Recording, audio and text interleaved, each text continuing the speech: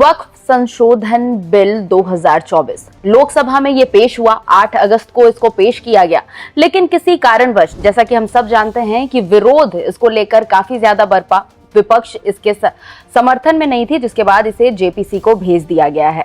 JPC को भेजने के बाद अब जेपीसी तय करेगा कि ये बिल इसको किस तरीके से संशोधित किया जाए। 31 सदस्यीय टीम बनाई गई है, जिसमें आपको बता दें कि लोकसभा के 21 मेंबर है और राज्यसभा के 10 मेंबर, 31 कुल मेंबर है। और अब ये डिसाइड करेंगे कि वक्फ संशोधन बिल 2024 का क्या करना है।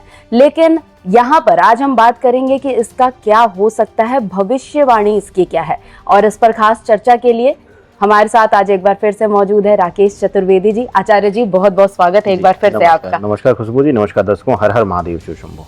सर, जैसा कि आपने सुना, वक्फ को लेकर के हम बात कर रहे थे जी। काफी विवादित मामला है। जैसे ही बिल आया, आपने भी देखा कि काफी ज्यादा इसको लेकर के हल्ला हंगामा मचा और उसके बाद इसे जेपीसी में भेज दिया गया। क्या है भविष्यवाणी, क्या लगता है कि ये मोदी सरकार पास करा पाएगी?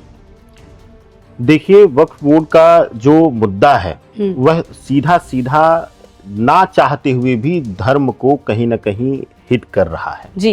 हिट इसलिए कर रहा है क्योंकि पूरे वक्फ बोर्ड का जो शासन है, जो चाहे वह जमीन का विषय हो, चाहे उसके जो छांव तले चल रहे जो है राष्ट्र विरोधी कुछ गतिविधियां हों, मैं गतिविधियों को इसलिए कह रहा हूं कि जो उनके तहत जो शिक्षाएं दी जाती हैं वह राष्ट्र हित की नहीं है। क्योंकि अगर सिर्फ और सिर्फ एक धार्मिक कट्टरपंथिता का पाठ पढ़ाने के लिए सरकार से भी मदद लिया जाए, सरकार से मुफ्त जमीनें ली जाए और उनका दुरुपयोग किया जाए, और वहां से कई बार ऐसा देखा गया है कि वहां पर राष्ट्र विरोधी भी अध्ययन कराया जाता है, तो ऐसे में यह ना चाहते हुए भी धर्म के विषय को हिट करा। और ऐसे में आपने कहा कि विपक्ष, लेकिन मैं यहाँ पे कहना चाहूंगा, जो मुझे जहां तक, जितना मैं नरेंद्र मोदी जी की कुंडली का अब तक अध्ययन किया है, जितना भारतवर्ष की लग्न की कुंडली का मैंने अध्ययन किया है, अगर देखें तो 2023 के बाद, जो 23 में जो राहु और केतु का जो गोचर हुआ है, उसके बाद अब जो परिस्थितियां बन रही हैं, धीरे धीरे वक्फ बोर्ड ही नहीं, जितने भी इस तरीके के, चाहे वह मुस्लिम संगठन हो, चाहे वह हिंदू मंदिर संगठन या संस्थाएं हों, आपने देखा कि पिछले समय में, पिछली सरकार में एक साथ 7,000 8,000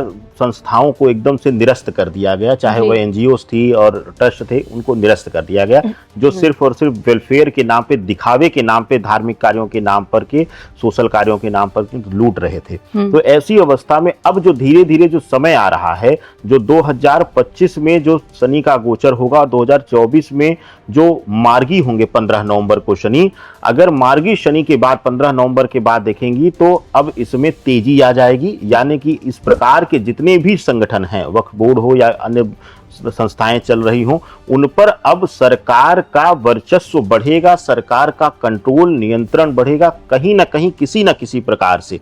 ठीक है, इस बिल को सीधा जो बिल दिया गया हो सकता है नापास हो, लेकिन उसमें संशोधन करके या किसी न किसी नए तरीके से वक्फ बोर्ड पर कमांड करने की, यानी कि अधिकार जमाने का सरकार पूर्णतया प्रयास करेगी। और ये सर्वथा उचित भी है और सर्वथा इसको होना भी चाहिए, चाहे वह मोदी सरकार हो या कोई भी सरकार हो। यहाँ पर विपक्ष को भी सही निर्णयों में साथ देना सीखना चाहिए और ये सही होगा। हालांकि क्योंकि एक विशेष धर्म का विषय है यहाँ पर, तो बीजेपी के भी कुछ नेता यहाँ पर जातिगत या धार्मिक राजनीति कर रहे हैं, और विपक्ष का काम ही है हमेशा सरकार के विरुद्ध सिर्फ निर्णय लेना या सरकार की नीतियों का विरोध करना। विरोध देख रहे हैं हम किस तरीके से बरपा हुआ है, और अभी फिलहाल ये जेपीसी के पास है, इस पर अध्ययन होगा। फिर जो सदस्यीय टीम 31 वो इस पर अध्ययन करने के बाद अगली बार जब वापस से सत्र शुरू होगा, शीतकालीन सत्र में इसे पेश किया जाएगा, तो उस दौरान भी इसी तरीके का हंगामा हमें देखने को मिल सकता है, या फिर आसानी होगी मोदी सरकार के लिए इसको पास कराना? देखिए, हमने कहा कि 15 नवंबर के बाद शनि मार्गी हो जाएंगे। अभी शनि वक्री अवस्था में है। शनि मार्गी होने के बाद इस बिल के पास होने की संभावनाएं बढ़नी शुरू हो जाएंगी। और अगर अगला सत्र जो है विशेष करके जो मुझे दिखाई दे रहा है 27 मार्च 2025 को जब शनि गोचर कर जाएंगे गुरु में, उसके बाद इस विधेयक के पास होने की संभावनाएं बहुत अधिक हो जाएंगी। हालांकि संभावनाओं को बल मिलना 15 नवंबर के बाद से ही शुरू हो जाएगा। तो 15 नवंबर से लेकर के अगले वर्ष कभी भी इस चीज को लेकर, इस बिल को लेकर के कोई बड़ा निर्णय या बड़ी सूचना हम सबको मिल सकती है। इस तरीके की ग्रहीय संभावनाएं पूर्ण रूप से खुशबू जी बन रही हैं। मतलब कुल मिलाकर के देखा जाए तो वक्फ में जो संशोधन किए गए हैं उसको पास करने की पूरी उम्मीदें हैं फिलहाल के लिए। आपकी भविष्यवाणी यही कहती है। ये पूर्ण संभावनाएं हैं ग्रहीय दृष्टिकोण से, भारतवर्ष की कुंडली से, मोदी जी की कुंडली से, क्योंकि मैंने पहले भी कहा है कि इस सरकार में मोदी जी के लिए अब खुल करके कुछ बड़े निर्णय लेने की जरूरत रहेगी। क्योंकि अगर सरकार कुछ बड़े निर्णय नहीं ले पाती है तो अब इस सरकार की किरकिरी होनी शुरू हो जाएगी और हिंदू संगठनों के बीच भी जो इनकी अच्छी छवि थी उसको भी धूमिल होते हुए देखने को मिलेगा। तो इसलिए सरकार 100% इस पर बड़ा फैसला लेगी। बस अभी ग्रहीय दृष्टिकोण से समय सही नहीं है। 15 नवंबर के बाद इस पर आक्रामक रूप से चीजें आनी शुरू हो जाएंगी।